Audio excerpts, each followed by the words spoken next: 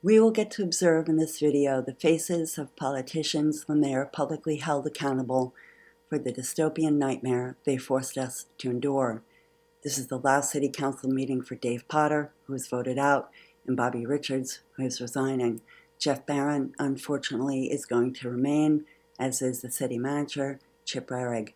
That's right, council members of Carmel-by-the-Sea, the people who bought your homes with their hard work, are not going to allow you to relegate your extortion and fear-mongering to the dustbin of history or join in the celebration of a term well done.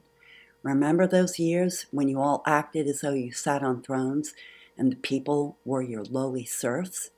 How thrilling it must have been to have the opportunity to impose curfews on grown adults, close businesses we had taken years to build, and send your police departments to job sites to stop us from working so we could feed our families, while your gravy train of bloated taxpayer-funded salaries never missed a beat. Have you ever stopped to think how unconscionable that was? We have, and we're never going to let you forget what you did back then, dear politicians, because those who do not learn from history are doomed to repeat it. There is a reason for why the Buccola versus Boucher case has ascended into perhaps unprecedented levels of chaos and madness in a federal court. If you want to see the timeline of the crimes some of these council members and the city manager committed regarding Carmel Beach, I'll put a link to this video in the description. But the people do a fine job of making these guys face it publicly, so you can let me know in the comments whether you think their expressions tell us they're proud of the choices they made back then, or do they tell an entirely different story? Is this still working after all that? Yes, it is. Beat up a little bit, but it's still working.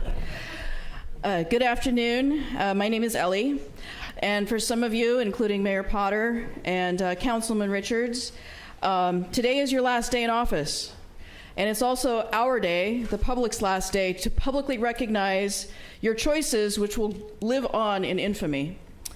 In the middle of June 2020, you, Mayor Potter, and the city manager, Chip Rarig, in a vlog, that's a video blog online, invited people from around the country to visit our beach. Chip Rarig said, quote, "We are not going to lose the beach for the 4th of July because the great outdoors are always open. So please come."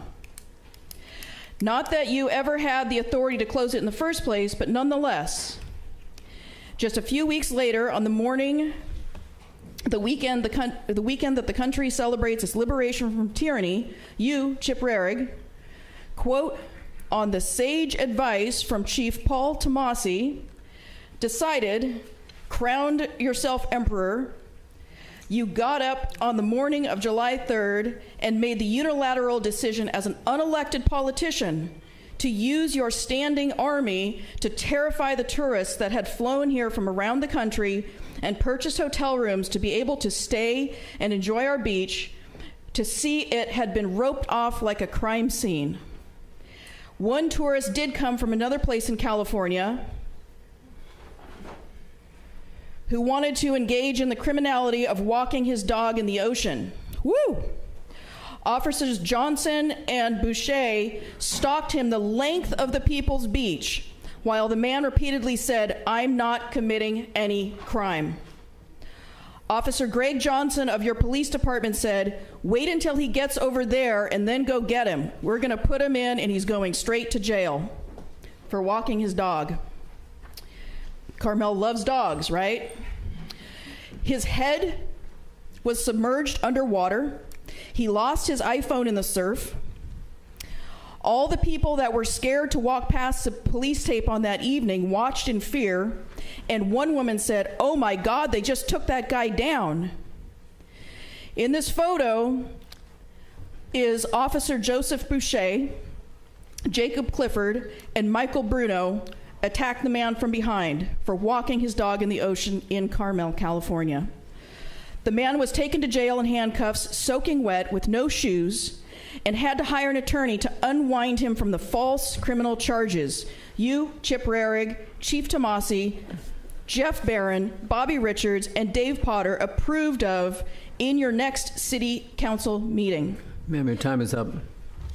Next speaker. Thank you. I'm Liz. He was released in the middle of the night. All of you in your police department didn't care when and if he got home safely. And this was all done because you claimed that we, the people, were going to violate the dreaded 6-foot distancing rule and kill one another and ourselves, despite the fact that, as one local TV station said, although the beach was noticeably empty, the town was still swimming with visitors. So you had no problems whatsoever with people spending money in the shops to bring in revenue, but playing water sports or standing on the sand was a crime that deserved a jail cell. And as you can see from the second photo, your beach disclosure never had anything to do with keeping us safe from ourselves. It had to do with happens when the power of officials, including Chief of Police Paul Tomasi, goes unchecked. Because maybe we, the people, were also to blame for sleeping at the wheel. Rather than condemning this unprovoked attack on a peaceful tourist after being invited here by the mayor and Chip Rarig, in the next council meeting on July 7th, 2020, Mayor Dave Potter, I quote, thanked the community members for their support of the beach closure, end quote. Council member Jeff Barron was quoted as saying that he thanked the police department for keeping the beach clear and thanking those who are not normally involved with that type of thing in their efforts with supporting the beach closure. Chip Rarig, an unelected politician who still, for reasons unknown, continues to sit on the board of Visit Carmel when he was responsible for what happened to this man when he visited Carmel. Quote, thanked Carmel residents for their support in his decision to close the beach over the 4th of July holiday weekend, and thanked the police department and Monterey Fire for their assistance in educating people if they arrived at the beach, end quote. Is this what you mean by educating us if we arrived at the beach during that weekend? Bobby Richards said in an interview that they had closed Carmel Beach because you were all afraid of a compression factor. Is this the compression factor, Council Member Richards, that you claimed you were all afraid of? So the question is, was this inflicted on us to keep us safe, or did it really always have to do with being intoxicated by your own ability to dominate your bosses with violence? Your bosses, us, the people sitting behind me, and those watching on video. For 3 years, the people tried to obtain the 3 active body cameras of this attack, but we were told repeatedly by the $50,000 a month city attorney, Brian Pyrick, that they were not disclosable. Ma'am, your time is up. Thank you. Thank you. Appreciate your testimony. Next speaker. And he did that by citing false penal codes and case law. We even sent the police department that is called a litigation hold memo in 2021. That if you would not disclose this footage, you were to preserve them. And yet 2 of them were destroyed anyway, and 1 was sent to us in federal litigation, had been tampered with, and ends abruptly just before this man gets attacked. So all the body camera footage of your portrayal of the people is gone forever. And to add insult to injury, we paid for this. The people of Carmel and the tourists paid for their own enslavement. We know a caller called last month to read off partially what happened to the attorney you hired, Jonathan Redford, when he tried in vain to defend your attempts to conquer us. For the entirety of the time he tried to attach himself to this case, he wasn't admitted to practice law in that court. And time permitting, we were going to read to all the people of Carmel the confession John Redford was ordered to enter into the case. Then thank goodness someone held you accountable for your crimes against nature.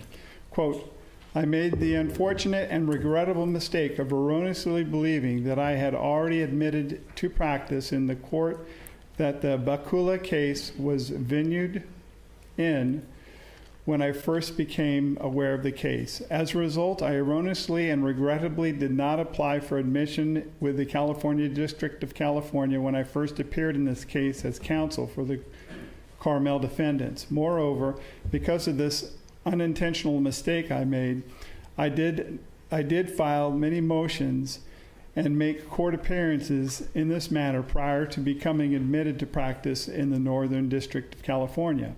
I take full responsibility for this mistake and aver to the court that said mistake was not done with my intent to deceive or fraud the court or the plaintiff in this manner, or with any intent to engage in unprofessional conduct in violation of the local rules. The fact is that I did exercise the privilege of membership in the Northern District of California when I was not entitled to do so for a period of time. However, during that time, I did so regrettably unaware